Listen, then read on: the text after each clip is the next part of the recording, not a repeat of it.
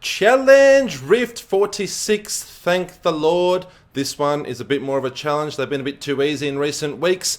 We're going to be playing a Tal Rasha Wizard. Let's go on in there and check it out right away. So we click on the soul mirror as always to see what we are dealing with. So full 6 pieces of Tal Rashas. Let's go through the set bonuses. For 2 pieces, damaging enemies with arcane, cold, fire or lightning will cause a meteor of the same damage type to fall from the sky. There is an 8-second cooldown for each damage type. So each of those elements, each of those 4 elements has the chance to cast a meteor down and do a huge ton of damage, and then we get an 8-second cooldown. So each of them can trigger it separately. It doesn't mean that 8 seconds will be the cooldown overall once we trigger it once. So for each elemental type, we get that meteor. For 4 set items, arcane, cold, fire, and lightning attacks, each increase all of your resistances by 25% for 8 seconds. So handy for survivability because wizards are quite squishy, annoyingly squishy.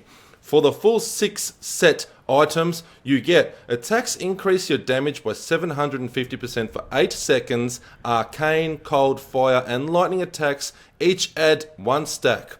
At 4 stacks, each different elemental attack extends the duration by 2 seconds up to a maximum of 8 seconds. So what we want to do as we're progressing through this challenge rift is make sure that we use abilities which with each of those 4 elements. We want to keep an eye in the corner and make sure we've got 4 stacks up. So that's arcane, fire, lightning, and cold. We want to make sure that we use those abilities and keep rotating so we can keep those 4 stacks up. The damage is just huge. Looking at some other items here, Mantle of Channeling is pretty nice. When we're using Disintegrate or Channeling Disintegrate, we will be dealing 23% increased damage and reducing damage taken by 25%. However, Disintegrate does waste your arcane power big time. So we're going to want to be careful with that and use it sparingly. Don't spam it. Don't just hold down that button. We've got the Traveler's Pledge with the Compass Rose here. Pretty nice. Hexing Pants of Mr. Yan. So resource generation and damage is increased by 25% when you're moving and decreased by 25%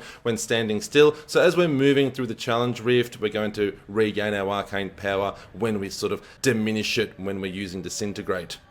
And these boots are really nice. Nilfur's Boast increases the damage of Meteor by 200%. When your Meteor hits 3 or fewer enemies, the damage is increased by 337%. So pretty handy for Rift Guardians. Meteors will be doing a huge ton of damage. Looking at Kanai's Cube, we've got Serpent Sparker. Nilfur's Boots again, so it's kind of a waste because we're only getting the legendary stat here from Kanai's Cube. You can't double them up by having it equipped as well, so I don't know if this player actually knew that he did that. And Ring of Royal Grandeur. The skills, Energy Armor, Disintegrate, Teleport, Blizzard, Hydra, and Magic Weapon. The passives, we got Glass Cannon, Unstable Anomaly, Astral Presence, and Elemental Exposure. So strategy is quite simple. As soon as you get in there, you want to activate your armors. So these 2 here, you want to go Energy Armor and Magic Weapon. These last for 10 minutes, I believe. So if you're planning on passing this challenge rift, you're not going to have to reactivate them at all. It's done. Now, very importantly, we've got the Frost ability here, which is Blizzard. We've got the Hydras, so you can have 2 at once. They do our lightning damage, and they cost no arcane. Disintegrate here is our fire damage, and as you can see, arcane is diminished quite quickly. And very importantly, you want to make sure that you teleport into enemy packs because that's your arcane damage. And then we've got all 4 stacks. See in the corner here, 4 stacks are up, and our damage, as we keep using these abilities, it keeps the stacks up. So you want to make sure that you're constantly using abilities, and that'll keep our stacks up there. And even if you do run out, that's alright. You'll find a pack sooner or later, and you'll get your 4 stacks back really quickly. You just got to use all 4 abilities. So watch this. We'll run out, bang, bang, bang, bang, and we've got 4 abilities up. Ready to go, damage increased, big time. So if you've been struggling beating the time in this challenge rift, it's very important to understand the mechanics. We need to keep those 4 stacks up. We need to keep moving. Don't dilly-dally trying to kill, small packs. We want to aim for big packs and also elites as always. Let's go on in there and do this together, and then it's over to you. Let me know what time you get, and I hope that this helps and you pass your challenge rift and get those lovely materials. Let's go. Alright, once we're in, activate the armor, and like I said, make sure you use those full elemental attacks. Don't forget, teleport is your arcane damage, and you ain't gonna have a problem. Just be careful with disintegrate. The hydras and the frost cost little to no arcane power. The disintegrate will diminish your arcane quite badly, and this is a nice little route here where I think it's the best way to go for elites. There's an elite coming up right over here. And we don't want to dilly-dally with this challenge rift. The time is quite challenging. It ain't that easy. It ain't that easy. Unless, of course, you're very familiar with a wizard. I haven't played a wizard in quite some time. If wizard is new to you, this might be challenging as well, and you'll probably find that it's quite squishy. So you can't just kind of be like a barbarian or a crusader and just take all this damage and just run through enemy packs. You've got to keep your distance, use your teleport wisely. See there, like we're really taking a lot of damage, and keep those stacks up. Also, when we're disintegrating there, we're reducing damage by 25%, I believe it was, so keep that in mind as well. As you can see right now, we're making good time. We're progressing through very well, and we're keeping up those 4 stacks, and that's all you got to do. That's all you got to do. Focus on those 4 stacks and keep on moving. Probably go that route that I went, because you get all of the elites there in one shot and you avoid some of the unnecessary areas. Be careful with the explosions here, and also the poison on the ground. Poison pools will definitely kill you if you stand in them for too long. Got to be very careful. It's just overall, wizard is quite squishy. Just got to be very careful as a wizard. It is definitely tailored to a particular playstyle. Even demon hunters are quite squishy, but I find wizards are more annoying. It literally is a glass cannon. With demon hunter, I find that it's easier to avoid damage. We've got abilities specifically made to avoid damage, whereas wizards rely on just obliterating everything, just killing everything so things can't damage you.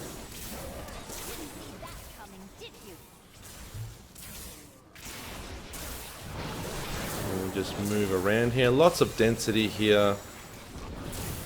Definitely want to kill the density, kill the packs,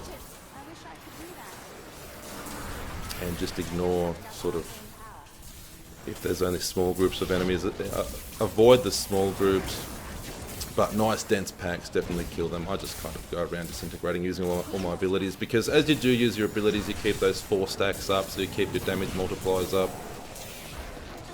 Just get into the rhythm, you know.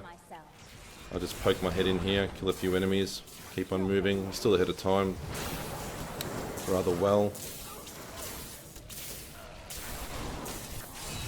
And this Greater Rift Floor 2 is quite large, as you can see, and I haven't really investigated the best route for elites.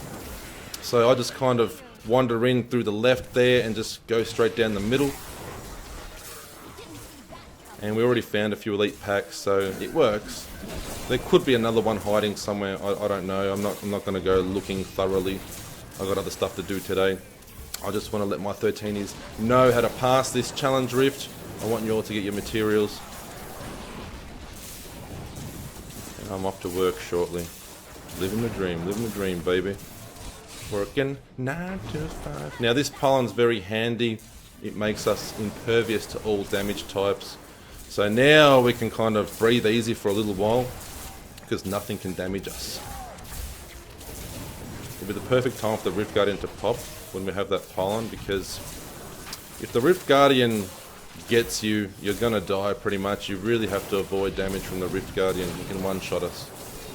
Again, just the lovely abilities of the wizard. So we're making good time there. We're pulling ahead, and I'm hoping the Rift Guardian pops here on floor 2. We don't have to go to floor 3,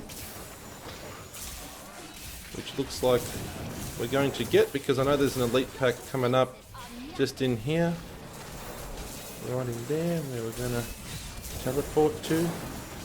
We've got our 4 stacks, so they're going to die rather quickly. Boom, should have just popped there, god damn it. Come on, Rift Guardian. Come on, bad boy. 57 seconds to go, come on. Here we go. Working 9 to 5. So make sure that you've got your stacks up. Teleport out of there, disintegrate his bot. Whoop, whoop. And just be careful. Don't let him charge. If he charges and gets a hit off, then we're pretty much going to die. There we go. Done. Rather easily as well. If you're having trouble with this, just follow my instructions to a T, and I guarantee you'll do it that easy. We almost shaved a minute off there. Now stay tuned to my channel for some build videos that are coming up. The next one I'm going to be doing will be the Demon Hunter Natalia/Marauder Fire build. That's the one where I cleared the GR100 and showed you all the complete run. You can definitely check that out if you haven't already. I'll link that up at the end of this video. And I'll also link the Natalia Marauder Cold build, which is pretty much the same as the Fire one. The damage output is very similar. If you just want to use that one before the Fire one, it's definitely quite handy. That way you'll be ready and you'll know the strategies and the gameplay style for the Fire one. It's currently my absolute favorite build for the Demon Hunter, so I urge you all, if you're Demon Hunters, check it out, see what you think. I think damage output wise, nothing compares to it, but Shadow's Mantle is a very close second. It just does always come down to play style. If you haven't subscribed yet, feel free to subscribe. If you don't want to, that's fine. Just come back and visit your creepy damn uncle, Bannock 13.